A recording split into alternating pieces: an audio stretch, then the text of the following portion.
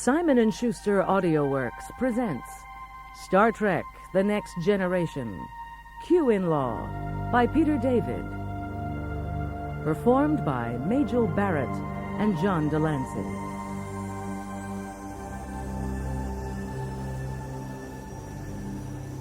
Kieran of the House of Mistral let out a slow breath as his heart slammed against his chest. He ignored the stars that hung in space around his high-powered fighter shuttlecraft. Instead, his full concentration was on the great mothership of the Graziunis. It loomed in front of Kieran, dark blue and oblong, with towers jutting out at odd angles. Swarming about it, insect-like, were a variety of single and double-pilot ships. They were small, maneuverable, and deadly. Never in Kieran's 18 years had he been this nervous. He made his final weapons check. He was ready. And then a call came from one of the Graziunis patrol ships, demanding that he state his business. "This is Kieran of the House of Mistral. I go where I wish, I do what I wish, and I take what I wish." Kieran took one more look at the battle array, belted himself in, and slammed into overdrive. His craft shot forward, dipping just under the two fighter ships that were trying to intercept him. He dropped like a stone, then leveled off. The fighters banked around, came after him, weapons blasting. Kieran slammed into reverse. The fighters shot past him, leaping straight into his computer target sights. Kieran opened fire, the twin guns of his shuttle blasting. He clipped the wings of both fighters, sending them into a spiral. Momentarily clear, he dove towards the mothership. He could see the landing bay was directly ahead of him. Suddenly, he was hit. He lurched wildly, trying to get the shuttle under control.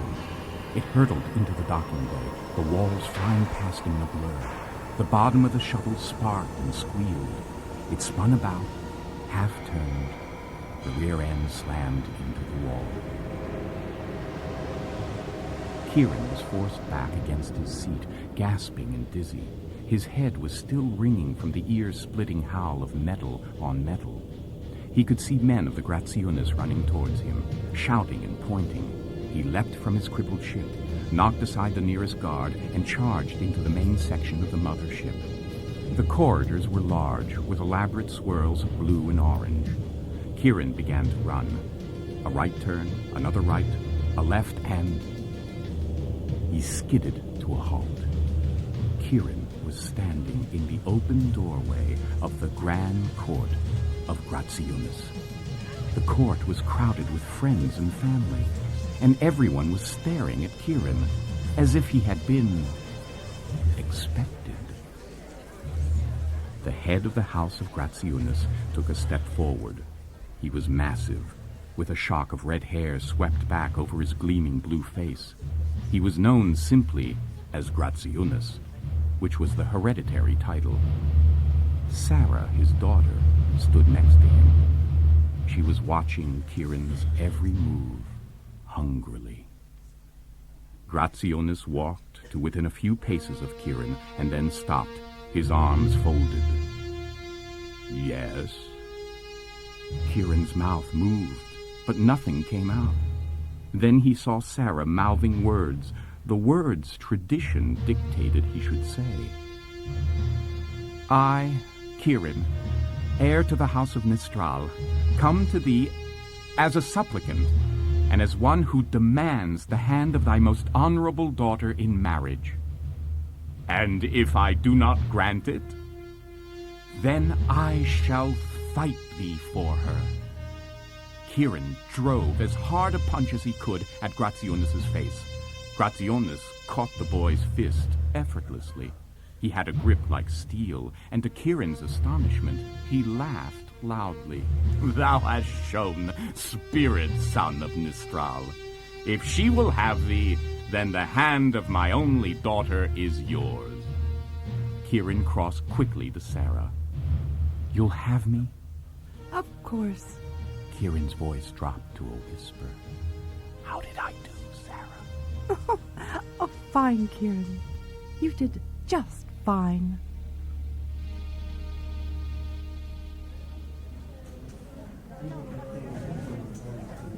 In the conference lounge of the Enterprise, Captain Picard smiled at his officers, whom he had called together. Picard seemed in particularly good humor. Gentlemen and ladies, Starfleet has chosen us to act as hosts to a wedding for a very important group of people, the Tazarin. Not an unusual occasion in and of itself, of course, but this is a cross-marriage between the houses of Nistral and Graziunis.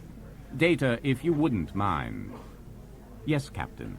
The Tazarin are a space-going race of merchants, somewhat similar to the Earth peoples known as gypsies. The Tazarin usually travel in groups of 2 or more houses for mutual protection. The Nistral and Graziunis are 2 of the oldest and most influential houses. There has been a rivalry between the 2 for many years, but solid business dealings have prevented it from developing into hostilities. Picard nodded approvingly and turned to his officers. It has, in fact, developed into something far better. The son of the head of the Nistral family is marrying the daughter of the head of the Graziunis family. Dr. Crusher could not contain her enthusiasm. Oh, how sweet! Like Romeo and Juliet. Yes, Doctor. The play by your William Shakespeare, a treatise on parental neglect and teen suicide. It's a bit more than that, Data. That play contained some of the most famous and moving romantic passages in history. Why, in my youth, I was in a production of Romeo and Juliet. I didn't know that, Captain. Did you play Romeo? Ah, Mercutio. Friar Lawrence. No, Doctor. The point is that... Captain! Whom did you play? I played Juliet's nurse. It's a superb part. Oh, yes, Captain. I'm sure you were adorable. The point I'm trying to make is that in this case the houses are not feuding. It's been very civilized. They have specific courting customs which the young man, Kieran, accomplished with flying colors. So you see, Mr. Data, there will be no teen suicides. Now, Tazarin protocol in this case requires that a third party perform the wedding ceremony. Naturally, I shall do the honors. We will rendezvous with the Tazarin in 72 hours. In addition, several races who are principal customers of the Tazarin will be sending delegates as well. I will need a detailed list of all representatives as well as profiles on any security risks. Worf's scowl seemed even darker than usual. Is there another problem, Mr. Worf? Is it necessary to turn the Enterprise into a catering hall? The mission is to promote interstellar harmony and goodwill. I can assure you, Mr. Worf, we are not a catering hall. Picard here. Captain, this is Guinan. I have that assortment of hors d'oeuvres you asked me to put together. Picard felt the uncomfortable glare of the Klingon security officer upon him, while Beverly Crusher and Deanna Troy discussed the advantages of hot dogs and buns over miniature quiche Lorraines. Picard cleared his throat. Guinan, we'll get back to you on that. Much later.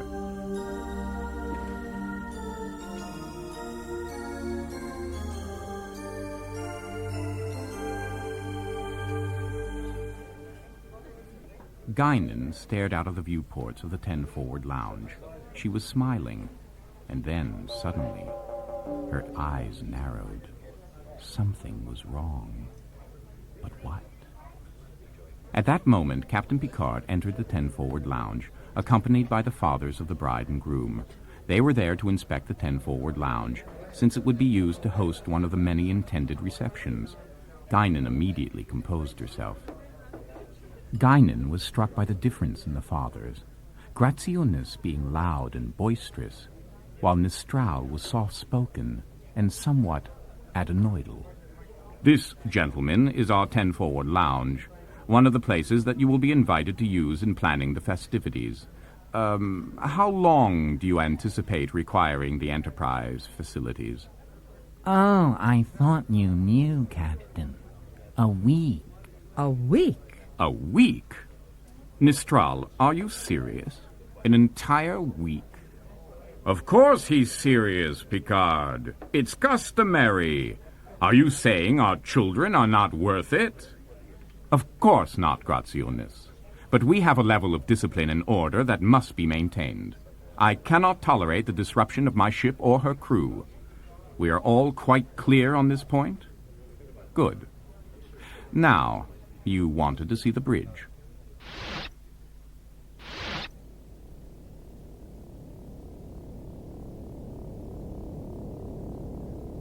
Picard always took pride in his ship, but rarely more so than when truly knowledgeable people looked the Enterprise over with nods of approval. There were murmurs of most impressive and then abruptly, Worf interrupted. Captain, incoming transmission from another arriving wedding guest. It's someone who has been here before.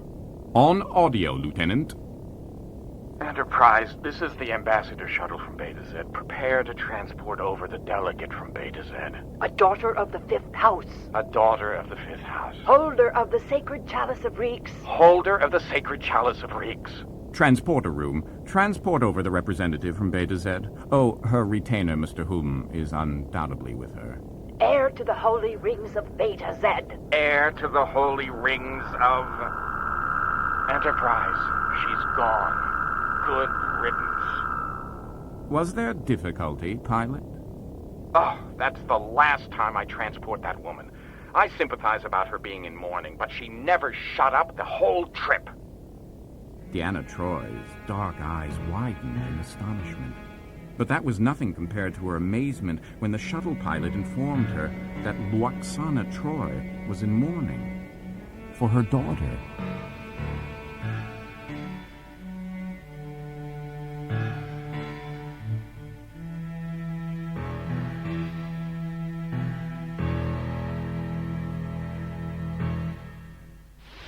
Deanna barely waited until Riker, Picard, and Data had left her mother's quarters before she turned to Lwaxana, her slim body shaking with barely contained fury.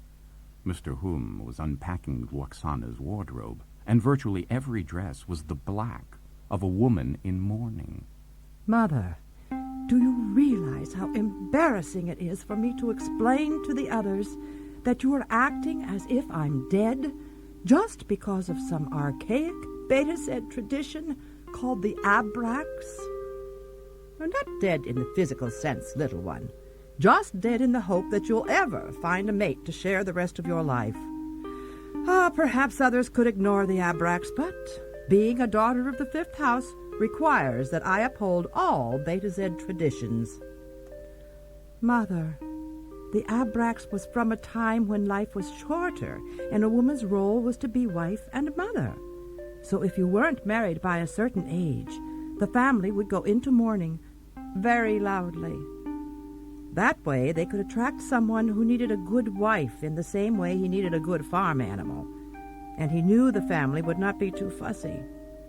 But life is different now, Mother. Honoring the Abrax is pointless. A little one, anyone can uphold traditions that have meaning. Upholding the pointless traditions, now that, Deanna, takes style. Oh, little one, when I think of you day after day alone, unmated, I become as depressed as when As when what, Mother? As when you think of yourself? Oh, I had my time with your father, Deanna. Those pleasant memories are enough to sustain me most nights. Ah, little one, aren't you afraid of growing old alone? No, Mother, because I'll always have myself.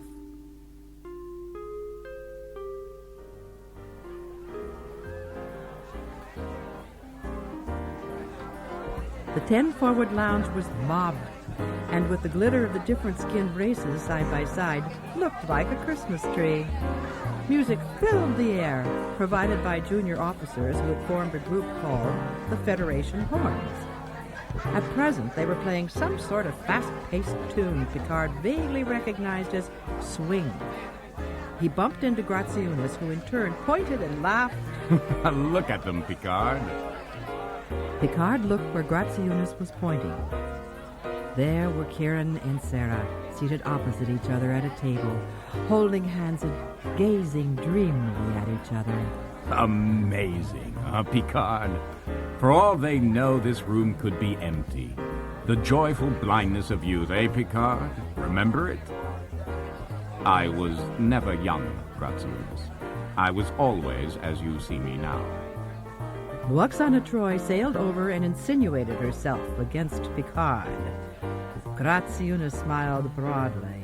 Lwaxana Troy, as gorgeous as ever. Grazianus, you old flirt, you. You'll make Jean-Luc jealous. Captain, are you and the exquisite Lwaxana just friends, Grazianus? Just friends. Abruptly, the lights throughout the 10 Forward lounge flickered, but there was an odd sound, like a momentary power drain. No one was especially alarmed, but Picard seized the opportunity. Now what caused that, I wonder? I must check into this. Duty calls. Grateful to escape from Mrs. Troy's attentions, Picard sought out Geordi LaForge. Well, they were in the process of trying to determine what had caused the dimming of the lights when, well, to Picard's astonishment, he saw Guinan pushing through the crowd toward him. Well, without preamble, she said, "He's here." Picard frowned for a moment, not understanding, and then suddenly he did. Before he could act on this piece of information, Lwaxana was at his side. "Jean-Luc, you're upset." Nothing to concern yourself over, Lwaxana. Now you're worried about a letter of the alphabet. Lwaxana, this is not the time for mind reading. If you read anything from my mind, read my genuine concern for you and for this ship. We're all in terrible danger. Stay here. Guinan, where is he? There was loud laughter from the center of the room where the two fathers were rocking with mirth. And then Picard heard Nistral hoot, A cigar in his mouth.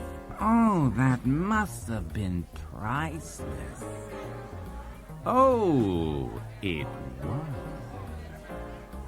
Picard moved through the crowd, which parted for him. Guinan was right behind him. Oh, Captain, your Admiral was just regaling us with some stories about your past adventures, although I'm sure you'd have rather kept them quiet. What I'd like kept quiet, Grazianus, is this person right here. Q raised a scolding finger. Now, Jean-Luc. Temper, temper, temper. You may not respect the individual, but you have to respect the uniform.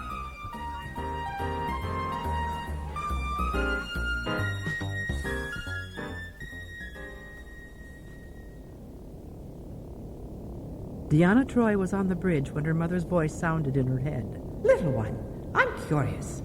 Does the letter Q have any meaning for you?" "Q?" Worf's head snapped around. Counselor, why did you bring him up? "Mother, why did you ask?" "Well, there's the oddest individual here, and Jean-Luc associated him with that letter." "Worf, I believe Q is at the party in 10 Forward." Well, then he's picked the wrong party to crash.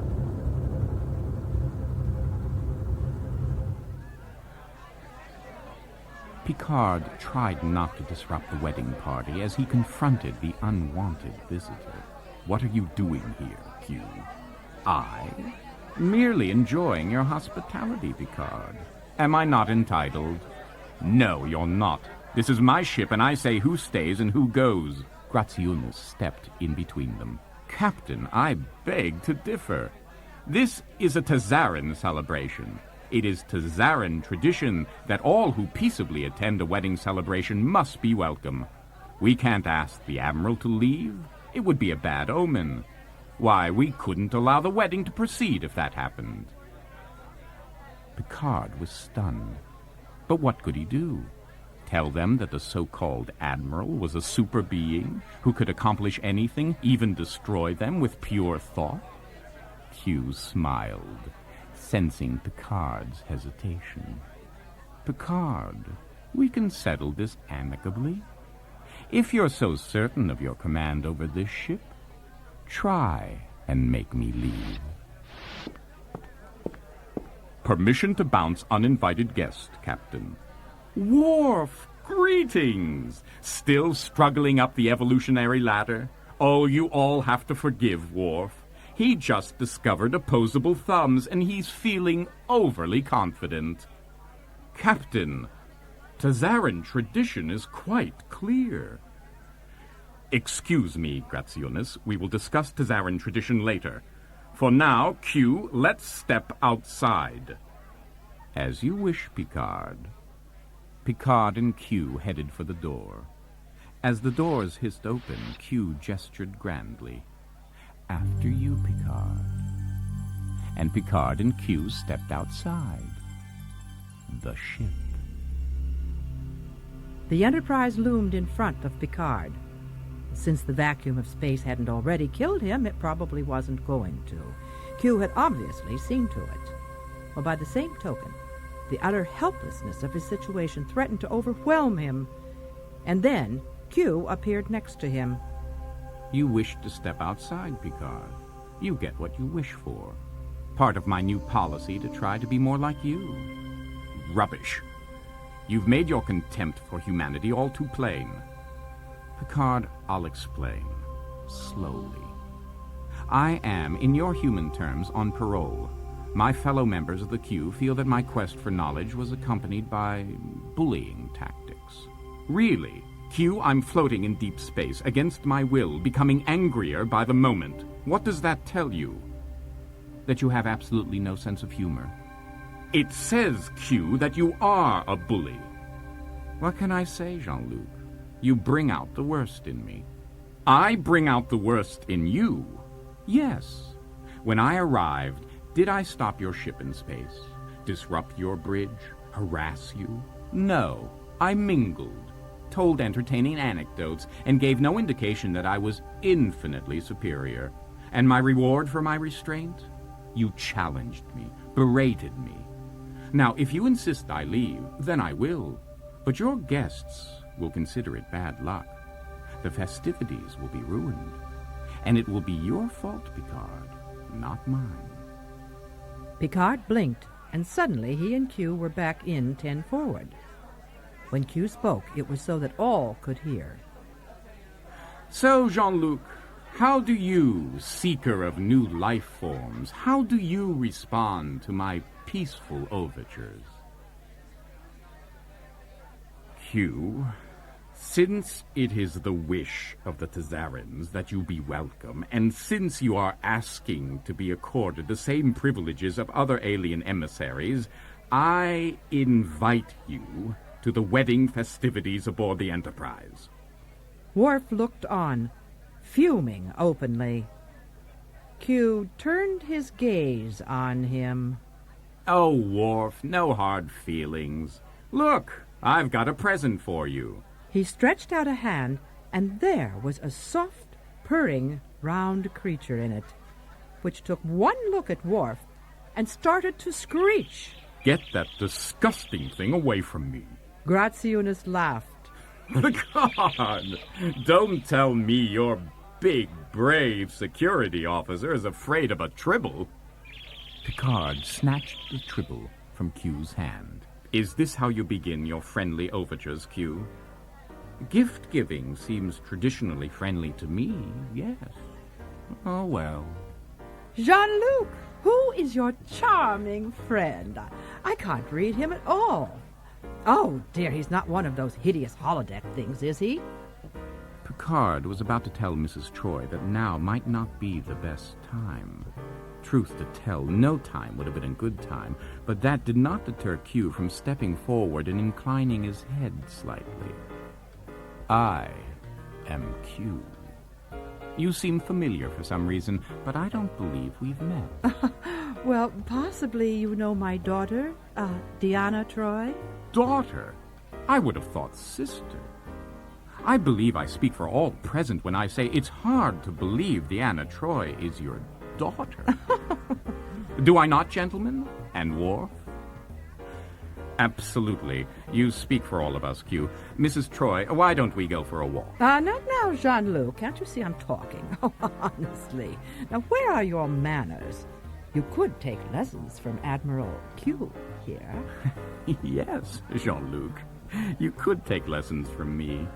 You know, this room is getting very stuffy. Of course, wherever Jean-Luc is, stuffiness cannot help but be nearby. Mrs. Troy, would you care to step outside? No! Mrs. Troy, I must insist. Jean-Luc, please. Now is not the time for jealousy. Oh, no, you had your chance. And with eyes only on Q, she swept out of the 10 forward lounge. Picard turned to his officers. Alert all security teams. They are to keep an eye out for Q and Mrs. Troy and report their whereabouts and activities at all times. But, Captain, my mother is a grown woman, Counselor. And Q is a grown... whatever.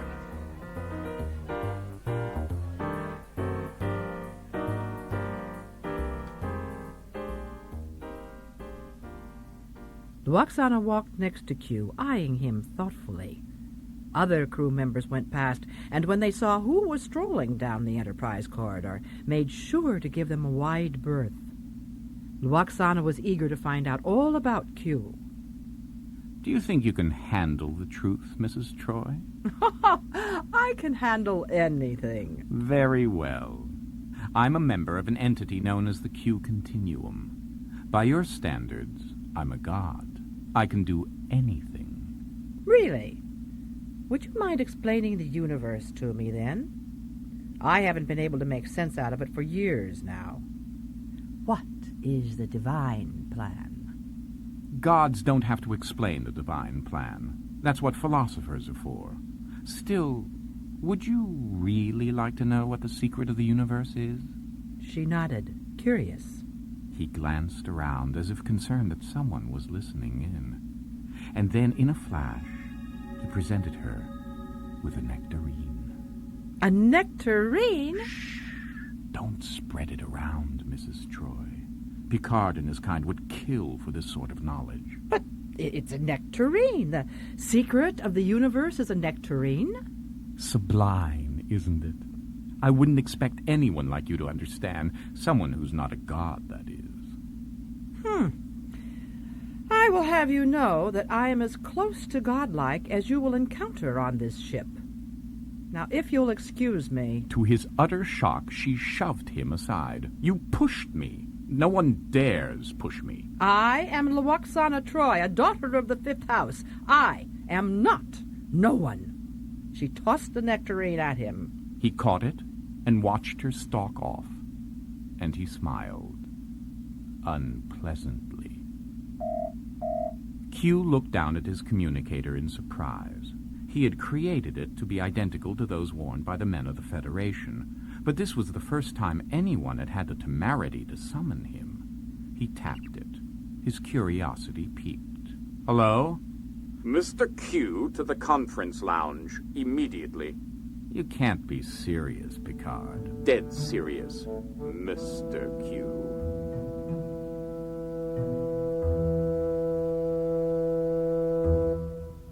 Deanna Troy was not having an easy time of it. She sat in her mother's quarters trying to convince her that this interest in Q could only lead to disaster. Lwaxana, however, seemed singularly unconcerned. Mother, you have no idea what he is capable of, or what he is. Well, of course I do. He's a member of the Q Continuum. And do you know what that means, Mother? Oh, it doesn't matter. Men always have their little clubs and such. Your father had one, with a fancy name. Oh, it was just an excuse to play cards every week. And he thought he had me fooled. Mother, he is not the man for you. Why can't you see that? Actually, Q and I...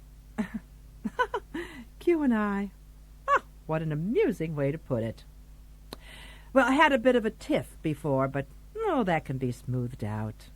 Q is a fascinating individual. Very much worth the exploring. Romantically or otherwise. Mother, he doesn't know how to become romantically involved. He's not human. Really? Oh, then I would be his first. Oh, my, that's unusual to find at my age. Deanna moaned and sank into a chair. She took one last try at reasoning with Lwaxana. "Mother, he thinks of us as insects." "Oh, well, I doubt that. But even if that's the case, well, he has never met a queen bee before."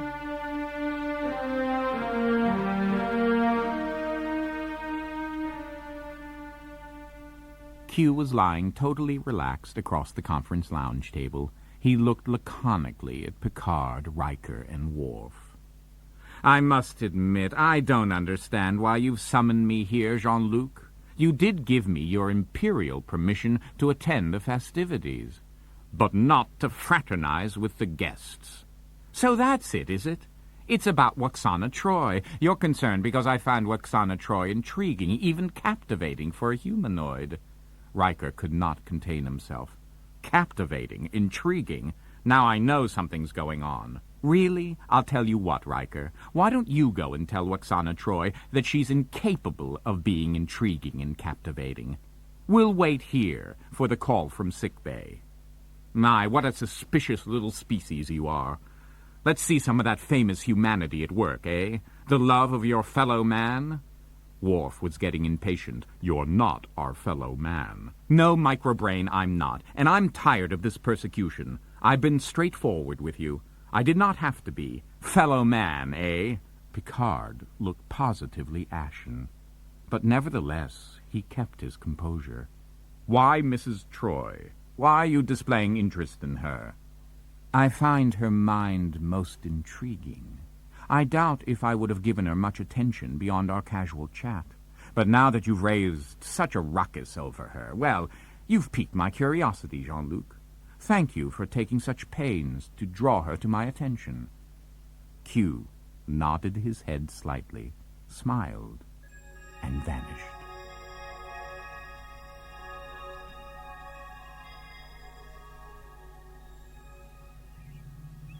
In a holodeck simulation of the magnificent world called the Genesis planet, Kieran climbed slowly down a cliffside, hand over hand, exercising extreme caution. He drew in great lungfuls of air which tingled in his chest and felt quite remarkable. Having lived his entire life in the darkness of space, this was a unique experience. The Genesis recreation was where Kieran and Sarah had decided to take their wedding vows several days from now. Oh, it had not been an easy choice. Sarah had found something wrong with world after world, and they'd only settled on the Genesis planet after an explosive argument.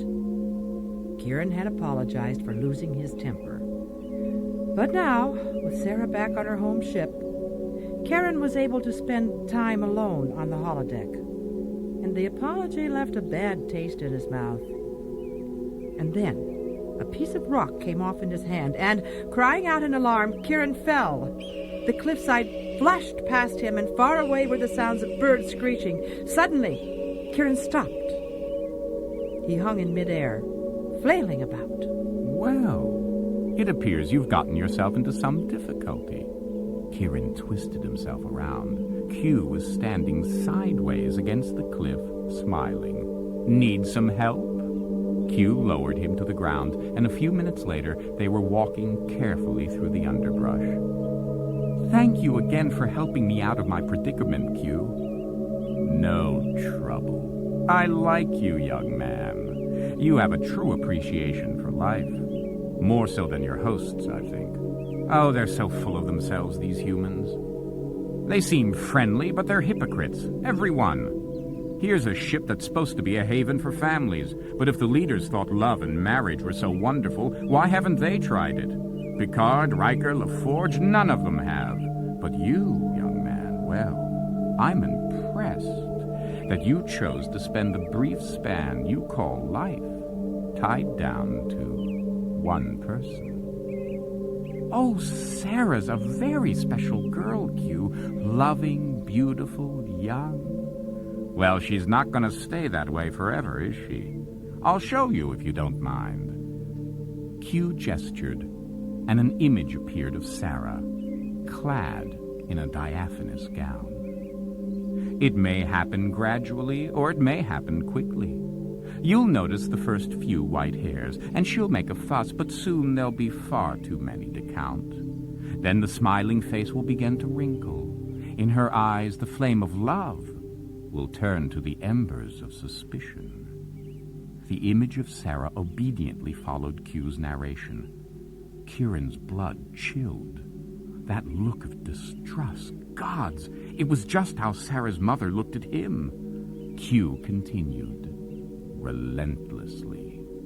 Her breasts will sag, her skin will shrivel, her smooth neck will hollow out, her round cheeks becoming high and severe. Her body will stoop, her suppleness a distant memory. That is how the companion of your youth will appear to you in later years, years that could come sooner than you think. Sarah, a wrinkled crone, took a step towards Kieran on quivering foot. Kieran shrieked and fell back, stumbling over a rock, landing in the water. When he blinked, the ghastly image of Sarah was gone. Only Q was there.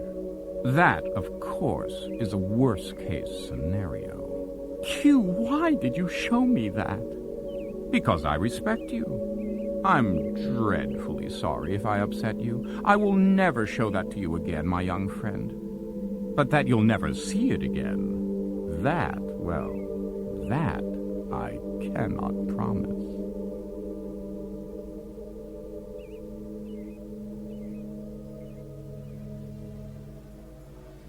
The following evening, another of the many Tizeran celebrations were held in Holodeck C. This one, a formal dance. A rather intriguing scenario had been created for the evening's entertainment. The walls, ceiling, even the floor looked like a glistening star field. Couples were, in essence, dancing in space, albeit without the threat of explosive decompression. Picard's date for the evening was Beverly Crusher. Gracefully she matched his smooth dance steps, and his face softened as he thought of how lovely she was. But then he remembered who he was and who she was, and his expression returned to the polite but faintly distant look that he usually maintained. Beverly was aware of the rapid in and out of the captain's attitude and sighed inwardly. Riker, meantime, was pouring punch for his date, Lwaxana Troy. Suddenly her eyes went wide. Deanna, what is it? They're coming, Will. Apparently Q and my mother made up. In the middle of the dance floor there was a dazzling burst of light. From within the heart of the light, two figures began to take shape. Q and Lwaxana, arm in arm, stepped out as if through a dimensional portal. Lwaxana patted his forearm. Does he know how to make an entrance or what? Q, that was reckless. People might have panicked at that display of pyrotechnics. Don't do it again. As you wish, mon capitaine. Lwaxana, would you care to dance? The Federation horn struck up a faster waltz this time, and Q danced off with Mrs. Troy. Picard frowned as he watched them whirl across the dance floor. Damn. The one thing I was most afraid of. Q is a superb dancer. Someone else watched Q and Lwaxana attentively. Kieran. And then he heard a voice at his side.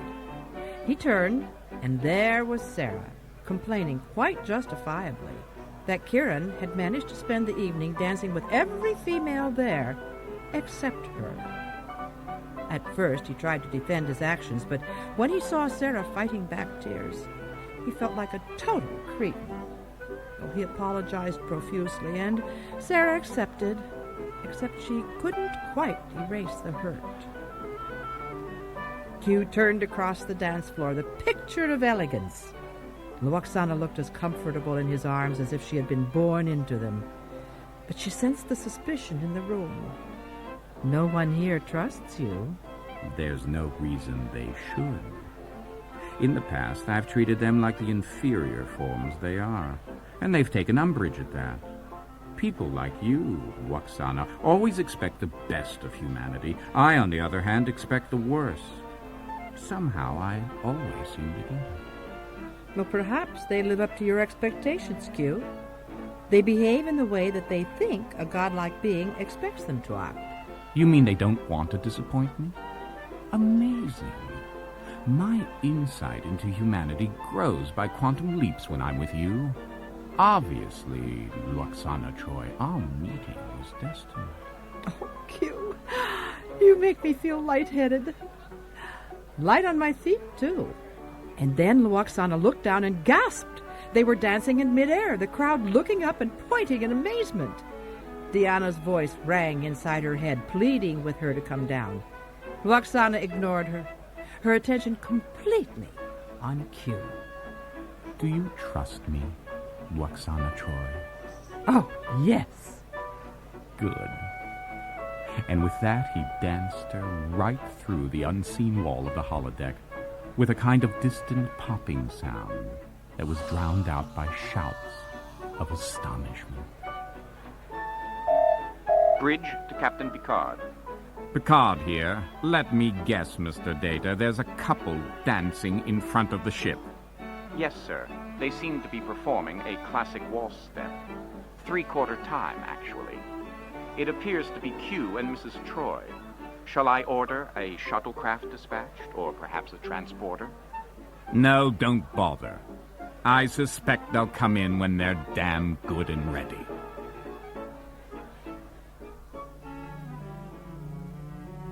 Lwaxana and Q danced among the stars. The moment was breathtaking, and for the first time, Lwaxana Troy, daughter of the fifth house, truly began to get a glimmering of the immense power of Q. And she was not afraid, not in the least. Q, oh, I feel like the stars seemed close enough to touch, as if I could reach out and gather them in my hand. You mean like this? He stepped back from her for a moment and stretched out his arm. When his clenched fist opened, it was filled with glittering balls of light. They whirled faster and faster, and Lwaxana's eyes were wide. The stars filled her entire field of vision. She heard a low laugh. Q. And for a moment, the laugh sounded full of menace and wicked amusement. And she closed her eyes, gasping, reaching out. Slowly, almost fearfully, her eyes opened, and she saw the inside of her quarters. Q was nowhere in sight. On unsteady legs, she rose from the bed she was sitting on, and she let out a long, quavering breath. She noticed that there was a bowl full of nectarines on the table that hadn't been there before. She shook her head. Ah, he certainly knows how to show a girl a good time.